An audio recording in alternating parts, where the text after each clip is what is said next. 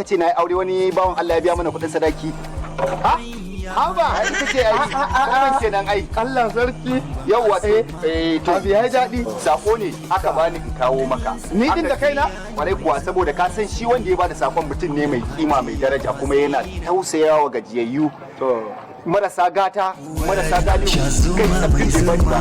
Har zaurawa babu wanda ya bari. To. Nan ba wani abu bane nan gurin da ka ganshi nan. Wannan da ka ganshi kyauta ne daga mai girma Honorable Aliyu Sufiyanu Mai Zuma. Mai Zuma mai takarar dan majalisar Wamba a Kwanga da Nasarawa Igon.